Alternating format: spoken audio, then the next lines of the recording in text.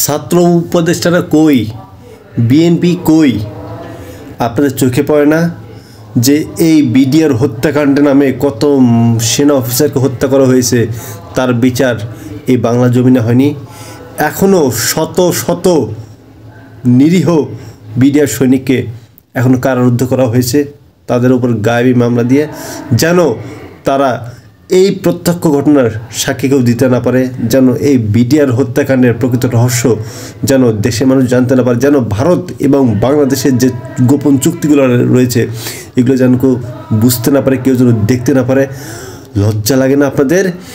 এই যে গণ অভ্যুত্থানের আগে আপনাদের কথা মানুষের শুনতো, এখন আপনাদের কথা শুনে না, শুনতে চায় না কেন? আপনারা যাদের সাথে বেইমানি করেছেন, আপনারা বেইমানি অনবদ্য করেই যাচ্ছেন। এই যে তিনটা ছাত্র উপদেষ্টা, আপনার লজ্জা লাগে না আপনাদের? আপনাদের ঘোষণাপত্র দেওয়ার কথা 15 জানুয়ারি, আপনারা বলছেন দেবেন না, পিছাতে হবে। কোনো প্রতিবাদ আছে আপনাদের? আপনি যখন দেখতেছেন যে আপনাদের কোনো মূল্য নেই ক্যাবিনেটে, মন্ত্রী পরিষদ ক্যাবিনেটে, তাহলে আছেন কেন? ছুঁড়ে ফেলে দিয়ে জনতার কাতারে আসুন। কিন্তু আপনারা কী করছেন? জনগণের টাকা খাচ্ছেন, সরকারের গদিতে বসে আছেন, আর পেটটাকে বড় করতেছেন, আর গায়ের চামড়াটা হয়ে যাচ্ছে মোটা। আপনাদের লজ্জা হবে কবে? এই বিপ্লব এমনি এমনি আসেনি।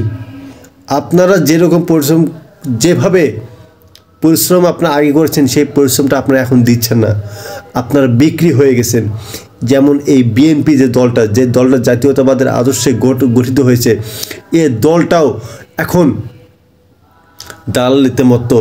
একটা বারের জন্য, গত 15 বছর একটা বারের জন্যেও যে বিডিআর হত্যাকাণ্ডের বিচারের জন্য বিএনপি কোনো কিছু বলেনি। 2013 সালে শাপলা চত্বরে যে হত্যাকাণ্ড হয়েছে এই বিষয়ে তারা কোনো মুখ খোলেনি। এমনকি খালেদা জিয়া বলেছিল শাখা চৌধুরীকে বলেছিল যে আমাদের যত লোক আছে তা থেকে উদ্ধারে এগিয়ে যান। তার নামে নিয়ে বিএনপির কেউ যায়নি। এদের লজ্জা থাকা উচিত। এই বিএনপির কত হাজার হাজার নেতাকর্মীকে গুম করা হয়েছে, হত্যা করা হয়েছে, গায়েবী মামলা এখনও আছে। এদের ন্যূনতম লজ্জা আছে? এদের নিজের লোকদের কোনো খবর আছে? মিস্টার ফখরুলগিরিয়া থাকবে না, ফখরুলগিরিয়া থাকবে না। একদিন সব শেষ হয়ে যাবে। তারেক জিয়া বর্তমানে যে এই বিএনপি হাত ধরেছে, উনি পুরোপুরি ব্যর্থ, চাঁদাবাজ, দুর্নীতিবাজ, সব কিছুই বিএনপি এমন কোন বিএনপি আওয়ামী সবই হয়ে গেছে। অথচ এই দলটা যখন মেজর জিয়ার আদর্শে চলছিল, তখন দলটা কত সুন্দর ছিল, জনগণ কত ভালোবাসছিল। ধানের শীষ মার্কা খালেদা জিয়া এই দেখতে পান না যে খালেদা জিয়াকে মানুষ কত সম্মান করে? এই দলটা অস্তিত্ব একদম নষ্ট করে ফেল দিচ্ছেন। একদম এই তারেক জিয়া একজন ব্যর্থ মানুষ, একজন দলনেতা। আপনার লজ্জা থাকা উচিত। আপনার একটা দল চালাতে পারেন না, আর আপনি দলের ভারপ্রাপ্ত চেয়ারম্যান, আর বেশি কথা বলেন। আপনি একটাবার জন্য কখনো বলেছেন এই যে যারা জুলাই গণঅভ্যুত্থানে আহত হয়েছে তাদের জন্য চিকিৎসা ব্যবস্থা করেছেন আপনারা? সরকার যে এই বিষয়ে কোনো পদক্ষেপ গ্রহণ করে না। আপনারা যখন যাই বলেছেন সরকার তাই শুনতেছে। আপনারা বলছেন যে এই রাষ্ট্রপতি থাকবে, রাষ্ট্রপতি এখনও থাকছে। আপনারা অনবরত বলে যাচ্ছেন যেন বিপ্লবী সরকার না হয়। এই বিপ্লবী সরকার গঠিত না হওয়ার পেছনে আরেকটা কলকাঠি নাড়ছে আপনারা। কারণ এই বিপ্লবী সরকার গঠন হলে আপনারা টিকতে পারবেন না।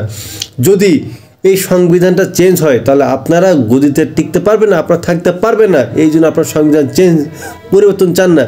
এই হচ্ছে আপনাদের অবস্থা, এই হচ্ছে আপনাদের মানসিক বিকারগ্রস্ততা আমরা দেখতে পাচ্ছি। গত 15 বছর যাবৎ যে ফ্যাসিস্ট যে কার্যক্রমগুলো করছে, অনবরত আপনারা তার সাপোর্ট করে যাচ্ছেন। অথচ এই বিষয়ে আপনারা কেউ মুখ খুলছে না, এই বিষয়ে আপনার কেউ কোনো প্রতিবাদ করছে না। ছাত্র উপদেষ্টা তিনজন হালুয়া রুটি পেয়ে গেছে, তারাও এই বিষয়ে কোনো মুখ খোলে না। হেলিকপ্টার করে যাবে আসবে, সরকারের টাকা নষ্ট করবে 200 টাকার কম্বল দেওয়ার জন্য। এদের অবস্থা হবে তাই। কি ভেবেছেন ভালো থাকবেন? ভালো কেউ থাকতে পারেনি। আসলে আমাদের দেশি বিপ্লবগুলো কীভাবে, যারা বিপ্লবী তাদেরকে কিভাবে মারা হয় এখন আসলে বুঝলাম যে তাদের কেন আসলে মারা হয়। আসলে এইগুলোর জন্যই যে ওই যে বিপ্লব ওই যে স্বাধীন করবে, তারপর যখন ওই যে পেটে যখন যাবে জনগণের মাল, তখন ওই যে লোভ জাগবে, খাবে দাবে, আর যখন ঢুকবে না জনগণ একদম পেছন দিয়ে একদম ঢুকে দেবে, তখন হয় সোজা এরা। আসলে এদের লজ্জা থাকা ন্যূনতম। বিডিআর হত্যাকাণ্ড নামে এত বড় একটা ঘটনা, অথচ এই বিষয়ে কারো কোনো মাথা ব্যথা নেই। আমাদের উপদেষ্টা ঘুম পারে, আমাদের উপদেষ্টা মানে বিপিএল দেখার সময় আছে, অথচ এই উপদেষ্টাদের পরিবারগুলোর পাশে কোনো যে দাঁড়াবে তার কোনো তাদের সেন্স কাজ করে না। এখনও কত আহত আছে, কত নিহত মানুষ, তাদের ক্ষতিপূরণের কোনো ব্যবস্থা করা যায় না। কিন্তু বিপিএলে খেলা ঠিকই দেখা যায়, ঠিকই এই দেশের টাকা দিয়ে সিনেমা বানানো যায়, এটা করা যায়, ওটা করা যায়। লজ্জা আমাদের হবে কবে? আমি একটু আগে ভাবছিলাম যে নিউজ দেখতেছিলাম যে শেখ মুজিবকে মানুষ ঘৃণা করে তার মৃত্যুর পর মিষ্টি বিতরণ করছে, অথচ 10-15 বছর পর তারই মেয়ে এই দেশে আসছে আর জনগণ তাকে করতালিতে বহন করছে। লজ্জা থাকে না? আবার তাকে আপনারা ভোট দিয়ে নির্বাচিত করেন, আপনার লজ্জা লাগে না? এই দেশের জনগণ আসা একটা নির্লজ্জা, একটা বেহায়া। আর যে রাজনীতিবিদ আর যারা উপদেষ্টা আছে, যারা আছে, সব সালা বেহায়া। যে যেমন আল্লাহ তাআলা তাদেরকে ঠিক তেমনই নিতে দেয়। বাস্তবতা সেটাই। আমরা যেদিন ভালো হব আমরা ঠিকই যোগ্য নিতে পারবো। আমরা হয়ে গেছি সবচেয়ে কালপ্রিট, দুর্নীতিবাজ, একদম অযোগ্য। আমাদের জন্যেও নেতা হয়েছে একদম সবচেয়ে অযোগ্য নেতারা। আমরা ওইটাই ডিজার্ভ করি। Yes, we deserve it.